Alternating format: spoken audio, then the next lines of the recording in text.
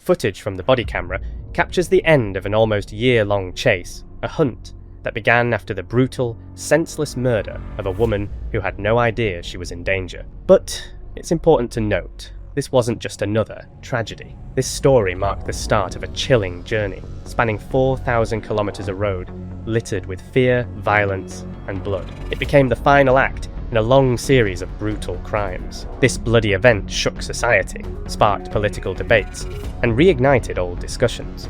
More than that, it even drew artificial intelligence into the case, helping to protect people from predators like this. And today we're diving into the story of Rachel Morin, a case that stretched across 2 countries and involved almost every type of evidence imaginable, from surveillance footage to DNA analysis, from public appeals to dramatic body camera clips. There's a lot to unpack here, so don't forget to subscribe and hit the like button. I'd also love to hear what you think about the video. Did you like it? And is there anything you'd change? Maryland is a small but incredibly diverse state, often called America in miniature. You can find everything here, from cozy Atlantic beaches to the scenic Appalachian Mountains. The state capital, Annapolis, is known for its historic harbour and prestigious naval academy, while Baltimore attracts visitors with its historic inner harbour, delicious cuisine, and legendary crab dishes. Maryland is also famous for its seafood festivals, beautiful national parks, and genuine American hospitality. It's usually a quiet place, where peace is hard to disrupt. But that peace ended in August 2023. What started as an ordinary run along quiet forest trails turned Bel Air into the centre of a national manhunt that lasted months and spanned thousands of kilometres. The 5th of August 2023 began like any other Saturday. The sun was shining, families were grilling in their backyards, kids played in the parks, and residents enjoyed the last days of summer. Among them was 7-year-old Rachel Morin, a vibrant woman, small business owner, and mother of 5. That evening, she told her boyfriend, Richard Tobin, she was going for a run on the scenic Ma and Pa Heritage Trail, a route popular with locals. Before that, she planned to stop at Target for groceries, leave them in the car, and start her run from the William Street entrance. It was only 6 in the evening, the sun was still high, and the day was calm and warm. Rachel had no reason to expect anything bad, but this ordinary run turned into a nightmare. Hours passed, 7, 8, 9, and by 11, there was still no sign of Rachel. More than 5 hours had passed since she left for her run, and she hadn't returned. Her boyfriend, Richard, grew seriously concerned. At 11:23 p.m, he called the police to report Rachel Morin missing. As we know, the first hours after a disappearance are critical, but when it involves an adult, police often hesitate. They assume adults have the right to disappear voluntarily, and if nothing initially points to foul play, investigations are frequently delayed. But Richard had no doubt this wasn't like Rachel. He knew her better than anyone, and understood that something was wrong. Before we go further, it's worth asking some obvious questions. Who was Rachel Morin? What was going on in her life? Could she have left voluntarily? The answer was simple, no. There was no reason for her to do that. Rachel, 37, was a mother of 5, a joyful and caring woman with a big heart and strong family ties. She was born on the 20th of May, 1986, in Dover, New Hampshire, one of 8 children. Her parents, Patty and Ronald, raised daughters Rebecca and Aaron, and sons Joshua, Nathan, Michael, John, and Josiah. The family was always very close, and that bond didn't fade as they grew older. In fact, Rachel's life remained intertwined with relatives, friends, and her children.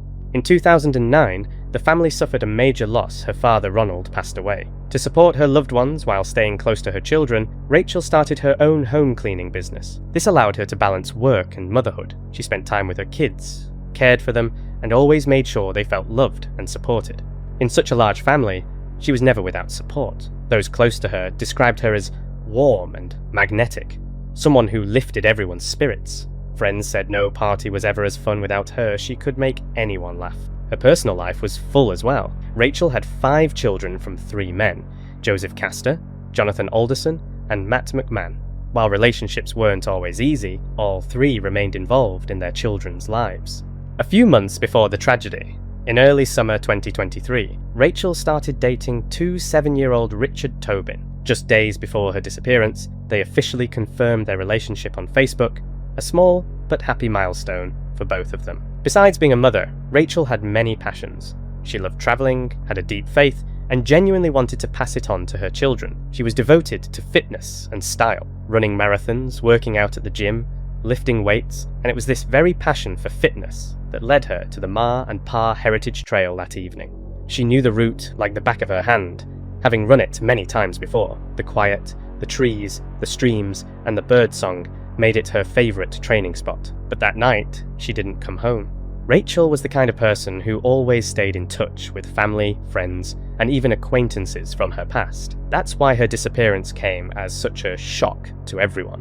When Rachel stopped responding to messages, concern set in almost immediately. At home, Richard paced nervously from corner to corner. Midnight came and went, and there was still no sign of her. He couldn't just sit and wait. That same evening, he called her family to see if she might have gone to them. That's when he learned that the last person she had contact with was her 8-year-old daughter, Faye. At 7:04 p.m, Rachel had sent her a brief message about half an hour after leaving the house, but when her daughter replied later, the message had not been read. For Richard, that was the critical sign something had gone wrong. Around 3 a.m, he couldn't wait any longer and set out to search on his own. Stepping into the dark, he drove through the Bel Air area, checking the usual spots where Rachel might have been. Soon, he spotted her car. It was parked near the lot by the Independent Brewing Company, just a few steps from the entrance to the trail on William Street. That was enough for the police to immediately launch a search. Even if she had decided to leave on her own, no one would ever leave their car abandoned in the middle of town. By morning, an official investigation had begun, joined by volunteers, friends, and Rachel's acquaintances. News of her disappearance quickly spread through the town and on social media. By dawn, dozens of people were combing the forest trails, hoping to find any trace. But, as often happens, these searches rarely end happily. On the morning of August 6, 2 volunteers, Cecilia and Evan, found something that would forever change the course of events. Like the other volunteers, they set out on the trail but decided to veer off the main path into the underbrush, where few people ever went. There, Cecilia noticed a strange stain among the leaves and branches. At first, she didn't realise what it was, but when she looked closer, she saw blood. Alarmed, she called Evan. He followed the trail a little further and came to 2 narrow concrete tunnels running under the forest. Peering inside, he froze. Just a few feet from the entrance, in the water, lay the body of a naked, bloodied woman. They immediately realised it was Rachel Morin. Her body was face down, partially submerged, and the back of her head was covered in wounds from brutal blows. Shocked, they called 911. Within minutes, detectives had surrounded the scene. During the initial examination, police noticed bruising on her arms and wrists, signs of a struggle. But the most horrifying fact came later. The woman had been sexually assaulted before her death. Investigators began meticulously examining the area. Inside the tunnel, the walls were smeared with blood, and about 200 feet from the tunnel, they found Rachel's broken iPhone XR and AirPods, the devices she had with her on the run. A little closer to the main trail, hidden in the bushes, lay her Apple Watch. Forensic experts determined the cause of death: multiple blows to the head and face, as well as strangulation. In total, she had received 15 to 20 powerful strikes, injuries that clearly indicated murder. Electronic data from her devices helped pinpoint the time of the tragedy, around 9 p.m. Only a few minutes had passed since Rachel sent her last message to her daughter. News of her death stunned the entire town. Family and friends were devastated beyond words. When Rachel's body was finally found, the investigation gained a new focus. The priority was now to find out who had taken her life. Since the killer was still at large, the police acted quickly. They collected not only physical evidence at the crime scene, but also genetic material, including DNA. Investigators reached out to the public, asking anyone with information about Rachel between 5 p.m. and 11 p.m. to come forward. Fortunately, a few witnesses did. Employees at 2 local stores confirmed seeing Rachel before she headed to her favourite trail. Around 6:30 p.m, she had stopped at a Wawa, and by 6:42 p.m, she was leaving the nearby Target. Later, her car was spotted near a local brewery around 6:50 p.m. This was an important starting point for the investigation. Meanwhile, the community honoured her memory. On the 27th of August 2023, a ceremony was held in her honour at the Greater Grace World Outreach Church, followed by a commemorative walk along the trail Rachel loved so much. Along the route, photos were displayed, celebrating the vibrant life of this woman. However, in the following days, despite the story getting widespread attention, the investigation hit a dead end. Only after some time did 2 local residents come forward with crucial testimony. On the very evening Rachel disappeared, Kyle and his girlfriend Olivia had been walking their dog along the same trail. They recalled that Rachel ran past them between 6 and 7 in the evening, smiling briefly. She was alone, had AirPods in her ears, and nothing seemed suspicious. The couple continued their walk, but when they returned around 8, they felt a sense of unease. Something wasn't right. A sudden crack of a branch caught their attention. Looking closer into the bushes, they saw a man hiding among the trees. He wore a grey hoodie and moved cautiously, as if trying not to be noticed. In his hands he carried a long object that looked like a shovel. Following this statement, the sheriff personally searched the forest near the tunnels and indeed came across a shovel that perfectly matched the witness's description. This discovery painted a chilling picture of Rachel's final moments. Meanwhile, DNA found at the crime scene was being checked against national databases. On August 17, investigators got a breakthrough. The DNA matched another case, a home invasion and assault in Los Angeles just 2 months prior. The identity of the attacker hadn't been established yet, but it was a lead.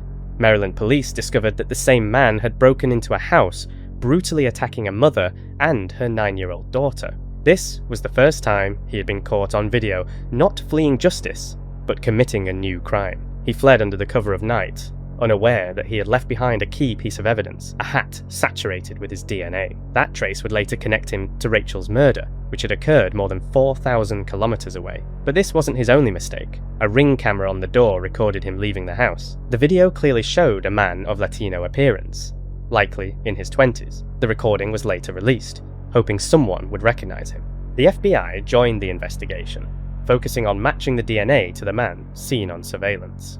Working with experts from Othram, investigators used genomic sequencing technology to create a detailed genetic profile of the unknown suspect. They determined the DNA belonged to a young man, roughly 20 years old, likely of Central American origin. Unfortunately, no databases produced a match, leading investigators to believe the man may have entered the US illegally, without documentation or any official traces of his past. Despite the breakthrough, the case stalled. Days turned into weeks, weeks into months, with no new results. By November, Rachel's family decided to take action themselves, distributing over 10,000 flyers in the Los Angeles area.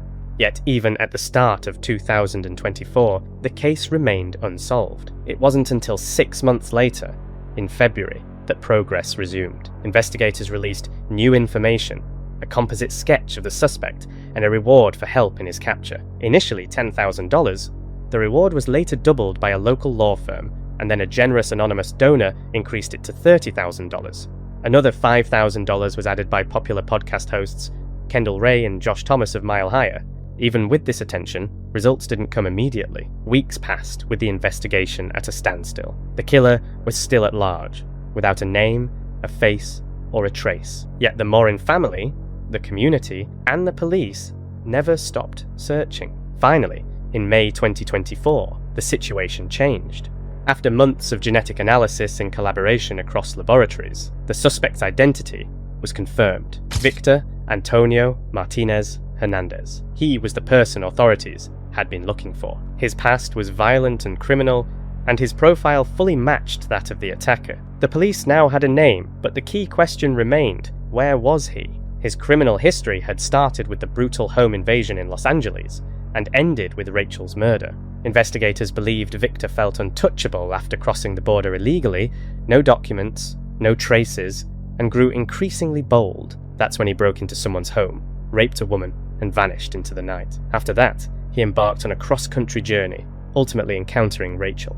Fortunately, even though Victor himself couldn't be found, he left traces in the U.S. It turned out that, after Rachel's murder, he continued living with his family in Maryland for several months, until December 2023. By early May 2024, he quietly left home and never returned. He left no explanation, no farewell, he just vanished. But fortunately, Victor left behind a few personal items. These were immediately handed over to the police for analysis, and the results were clear. The DNA found on his clothing matched exactly the DNA recovered, both at Rachel's murder scene and during the Los Angeles home invasion. But that wasn't all.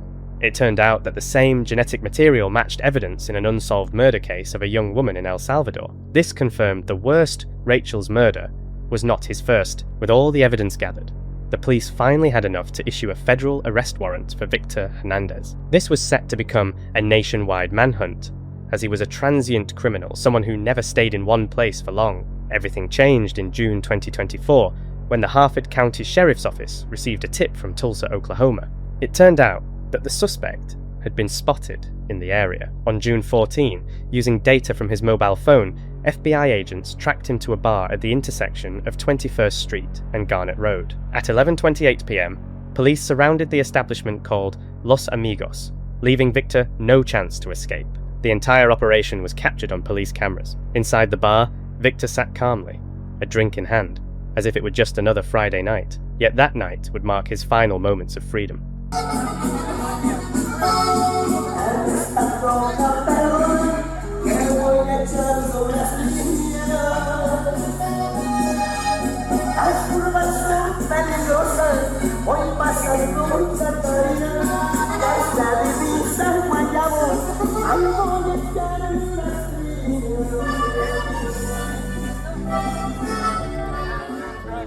When officers approached him, he tried to stay calm and even gave a false name, but he quickly gave himself away, admitting that he was originally from El Salvador. Right. Any ID? No? ¿Cómo se llama? Juan Carlos. ¿Ah? Juan Carlos. Jean Carlos. Ah. ¿Su nombre? Juan Carlos. ¿Fecha de nacimiento? ¿Su nombre? October?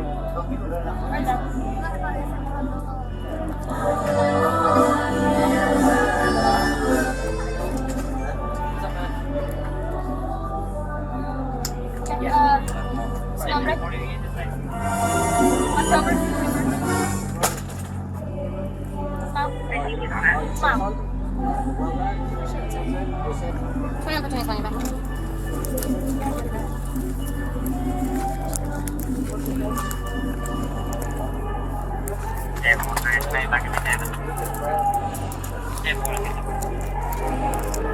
What's your real name?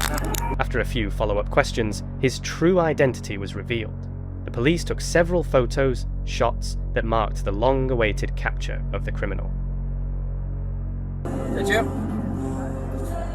Sí. Ajá. Sí.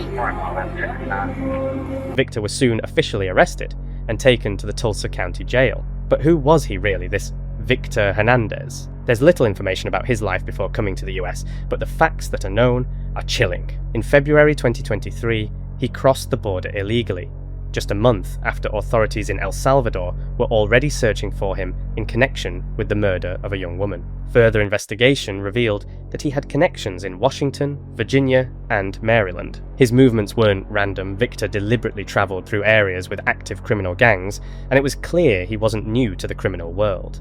His life had been deeply entrenched in violence. Any doubts about his true nature disappeared when police unlocked his phone. Inside, they found dozens of photos of Rachel Morin, along with other disturbing images. It was a real gallery of horror evidence that this man didn't just kill, but kept trophies from his crimes, taking pleasure in his actions. Fortunately, those files became indisputable proof of his guilt for investigators. The news shook the entire community. After 10 months of searching, they finally saw the face of the person who had taken Rachel's life. As a sign of gratitude and relief, officers posted flyers throughout the park announcing Hernandez's arrest, a quiet reminder to the public that justice had prevailed. It wasn't a PR move, just a simple message: we caught him. After the arrest, Victor Antonio Martinez Hernandez was formally charged with 2 murders and 1 rape crimes that spanned multiple states and even continents. Now, he was about to face the full force of the law. When the case went to trial, the Harford County District Attorney made it clear if Victor Hernandez was found guilty, she would seek the harshest punishment allowed under Maryland law. Since the death penalty had long been abolished in the state, that meant only one thing: life imprisonment without the possibility of parole. Despite the overwhelming evidence mounting against him, Victor maintained his innocence. He refused to testify, and in court officially pleaded not guilty. For nearly a year, both sides, the prosecution and defense, prepared for the decisive trial. Finally, on the 1st of April 2025, jury selection began. Hernandez was accused of the brutal murder of Rachel Morin, along with several other crimes connected to the prior attack and murder. On April 4, both sides delivered their opening statements, and from that moment, The courtroom was filled with emotional testimony. The prosecution presented a powerful body of evidence, crime scene photos, forensic results, and chilling details of what Rachel had endured. The atmosphere was tense. Rachel's family and friends sat just a few feet from her killer. On the 9th day of the trial, all eyes were on Victor. This was his chance to speak, explain his actions, object, or at least ask for forgiveness, but he didn't say a word. Victor exercised his right to remain silent.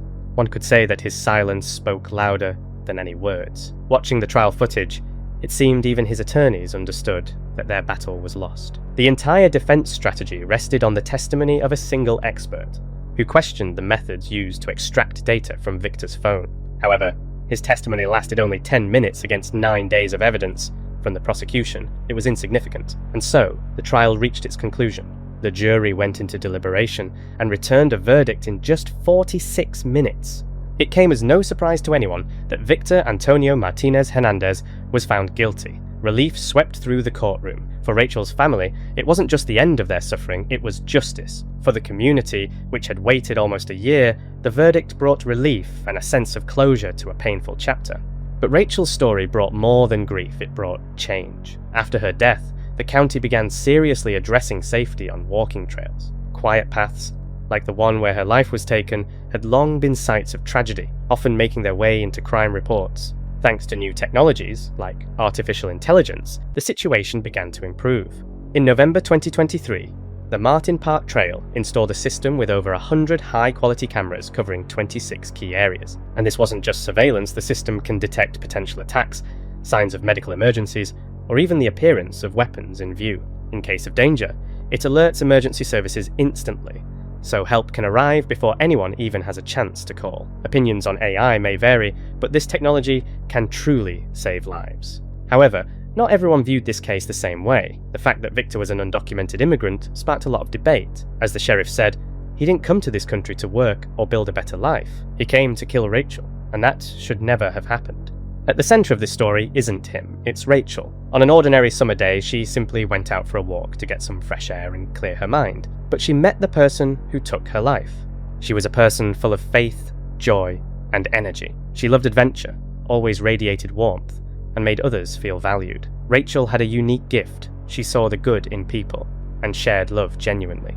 Her life was cut tragically short, but her memory lives on in the hearts of those who knew her. She deserved so much more, and although Rachel is no longer with us, her name will never fade from people's memories. This concludes the story of Rachel Morin, a case that shook a community and sparked meaningful change. Thank you for being with us today. I truly appreciate you being here. Before we say goodbye, I'd love to hear your thoughts. What do you think about this story? Without a doubt, Victor's actions raise many questions and stir controversy. There will be plenty of discussion, especially around politics. So I ask just one thing, please stay calm in the comments. But tell me, how do you think it was even possible for him to end up on this path? I also want to hear your thoughts on the use of artificial intelligence in this case. How do you feel about these surveillance systems? Do you see them as helpful for safety, or do you think they go too far in invading privacy? If you enjoyed this episode, or it made you think, don't forget to subscribe to the channel, and if you want to support the project, check out my Patreon or follow updates on social media. Once again, thank you for being here. We'll see each other very soon, maybe even next week. Until then, take care of yourselves, look out for each other, and never stop